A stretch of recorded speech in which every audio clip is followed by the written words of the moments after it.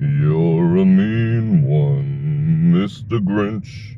You really are a heel. You're as cuddly as a cactus. You're as charming as an eel, Mr. Grinch. You're a bad banana with a greasy black peel. Apparently, that's what a lot of workers here on the Las Vegas Strip are gonna be singing because layoffs are hitting in several properties. Just in time for the holidays. Ugh. And we'll talk about that as we drive up and down the Las Vegas Strip right after this.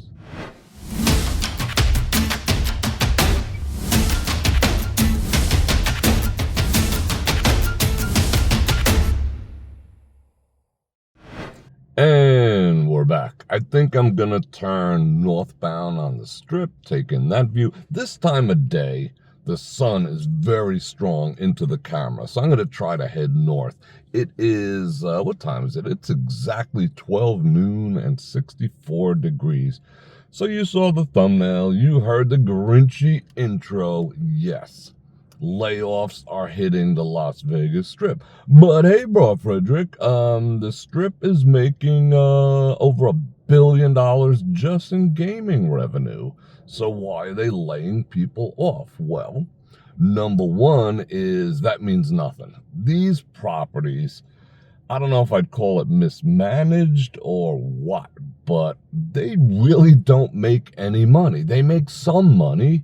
They do make money, but their cash reserves suck. If you go and check out any of the stocks, I encourage you to do that, be on top of things like that. Go check out the stocks of these properties. They are hurting for certain. So yeah, they are not making money. They are not pleasing their shareholders. They operate on extraordinarily thin margins. Even though they've tightened down the machines tighter than a snake's ass, it's still not working in their advantage. Coming up in about 2 weeks, I think it's December 4th, they're going to raise the price. What the heck is this? What, F1? Let's do some F1. And boom, boom. They should sign me up. Look at that F1 maneuver. Starting on December 4th, I think MGM Properties itself is going to raise the parking.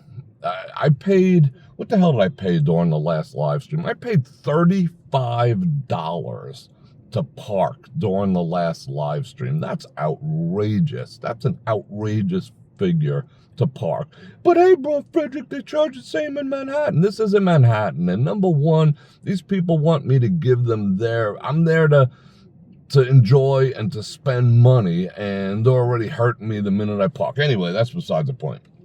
The corporate greed is out of control. And get this, they're raising the resort fees.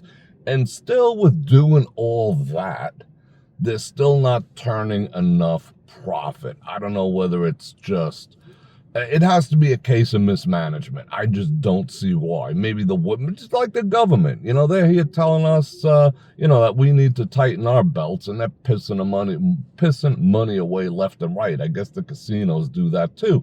And they're not putting it into the right places, obviously, but they're hurting. So what happens when a corporation, especially here in Las Vegas, starts hurting for certain? Well, the first thing that goes is employees, because that is the quickest way to bolster your bottom line. Because if you stop, wasting toilet paper, which is another thing. I stayed at a hotel not too long ago. They had a half a roll of toilet paper in one of the bathrooms. A half a roll. That means someone else used it, someone else touched it, someone else coughed on it. That's freaking gross. I want fresh toilet paper. So things like that. If they say, hey, stop giving them new rolls of toilet paper, that'll save us money. That doesn't really reflect in the bottom line. Maybe in the long term, hey, instead of giving them 12 inches when they beg for a little piece of frickin' towel under the electronic sensor, only give them 8 inches. Yeah, that translates to the bottom line eventually. However, if they just wholesale fire people, lay people off, furlough people. That's almost instantaneous, right to their bottom line. Am I a fan? No. I mean, but, I'm not a fan of bloat either. Government, corporate, whatever. In your own life, the bloat is bad. Let's start with who's laying off people. Now, again, this is some things that I heard. Some's in the rumor mill. Some has been confirmed. So do your own research or not, whatever. Just hang out and enjoy the video or not. Listen, Fontainebleau, which has been gasping for air since the moment they opened. I mean, I've been in there like 3 or 4 times. Whatever. Fontainebleau. The worst coffee in all of the Las Vegas Strip. And I think that's why I just don't go there. The coffee is freaking horrendous. Anyway, look at all the people. Dang. What are they giving away? Something. Look at the construction there. They are moving along nicely. Anyhow, I'm not going to talk too much about the construction. Fontainebleau is absolutely freaking hemorrhaging money to the tune of $500,000 a day. $500,000 a day that place is losing. They've been in trouble for, trying to headhunt other executives and all this other shit. Man, what, merging? Come on now. Maybe it wasn't such a good idea turning north, but I got to give you the best views in town. And if you could see this bridge coming up ahead, they got that sufficiently blocked off, so you ain't seeing nothing. So Fontainebleau, in an effort to stay alive a little bit longer, they're slowly but surely eliminating positions throughout the organization from the top to the bottom. And they say the way they're doing it is has nothing to do with tenure or seniority.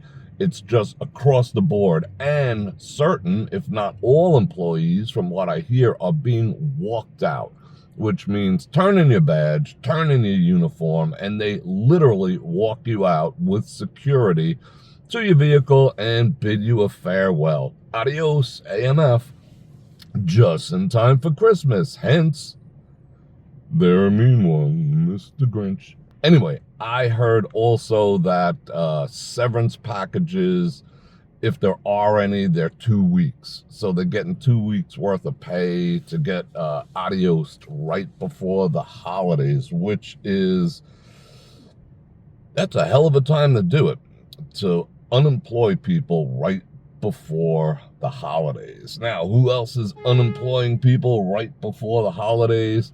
The V and the P, which is the Venetian and the Palazzo. I've heard rumors, I've heard tell about them doing the same thing. Now, there's been obviously a management change over there. Now, top-down executives were on the chopping block, but it's also going down even into the HR department and across the board, even into security.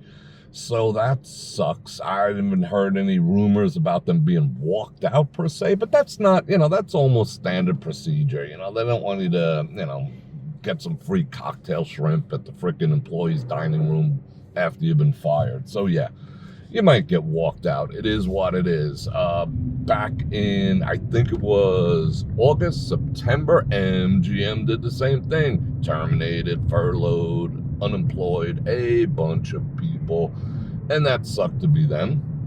And Atomic Golf, that failure of a golf attraction at Stratosphere, they let a ton of people go. But it's not just, I'm just specifically talking about Las Vegas casinos here, but it's happening all over town. We have a rash of bank closings all over that are unemploying people, and they're all getting unemployed right before the holidays. If they could hold on another couple months and, maybe a little past like January 20th, I think we'll have an economic turnaround. But again, these properties are not making any money, and you might think that's, it's kind of an outrageous thing, thinking about the fact that they charge you $15 for a bottle of water, $18 for a beer. How are they not making money? They're not. It's inefficient. Even this F1 thing isn't going to bring, they're already saying, all the CEOs have come out and said, we're not going to make shit off this F1. We did some last year. We ain't making shit off it this year. So hopefully, maybe, I mean, I know they're committed, but maybe this will be the last one because the whole town is complaining. So it sucks. And what does all these layoffs mean to you? How about less service? Half rolls of toilet paper? Rooms that aren't quite as clean? Casinos that perhaps are not as clean as you would expect them to be? Hopefully there isn't that much of an interruption. I don't know how they decided who gets to go. I have an idea about how they decided who's going where and when, but you will notice it. You will notice it. And speaking of Fontainebleau, they have also closed a lot of their restaurants and a lot of their retail locations in there. So they are hurting. If you've been to the Fontainebleau, let me know what your experience was. I am curious. Like I said, because they have shit coffee, I don't even bother going there because, I like to sit, have a cup of coffee, look around, all this stuff. But if you have shit coffee, it's going to be hard for me to come in that place. What am I going to do? Bring my own? I mean, I'm not just talking bad. I'm not talking, I know coffee, and their coffee is rank. It's rank. Oh my God. The only worst coffee in a casino, I don't know, maybe it's a tie for worst, is the Durango, the local hotel and casino, the Durango. I think they use the same coffee manufacturer. It just tastes like crap. Not that I've ever tasted crap, but it's freaking crap coffee. Oh, we're merging again? All right, let's do it. So yeah, you might expect some delays in check-in. You might expect a lot of stuff. But then again, at the same time, they are automating a lot of things. AI is putting people out of work here in Las Vegas, believe it or not. When you get a destination like this that requires manpower at desks and phones and all this other stuff, AI is going to replace a lot of people in town and take away the experience that you've all come to know and love. That's part of coming to Vegas. You want to get treated. You want to get, you want to get schmoozed a little bit. You want to feel special. A frickin' kiosk is not going to make you feel special, nor is speaking of some AI robot when you have to call down for something. So, yeah, it is what it is. I got a funny story about AI and my interactions with AI. It just made my freaking head explode the other day. Well, not the other day, last night. And I'm going to talk about that this Friday during our chat and chill, which I love. And I'm going to invite you to like, share, subscribe, hit the bell button to get notified when I do another live stream, when I drop another video. Just go ahead and smack that. And the holidays are coming up. So I'm going to invite you to do all this stuff, check out all my links, but specifically, I'm going to invite you to check out my streaming platform where I am completely raw and friggin' uncensored, which is brorfredrik.com, because we got a lot to talk about. This is going to be a tumultuous next few months and possibly next few years. So I want to give you all the truth, and we need to talk about all the ins and outs of navigating the upcoming craziness, if you know what I'm saying. And we can't do it here. We can't do it even on, believe it or not, X, because I got freaking locked out of my account for saying something they didn't agree with, which was rather benign. I told someone I'd grow a pair. Well, what? Anyway.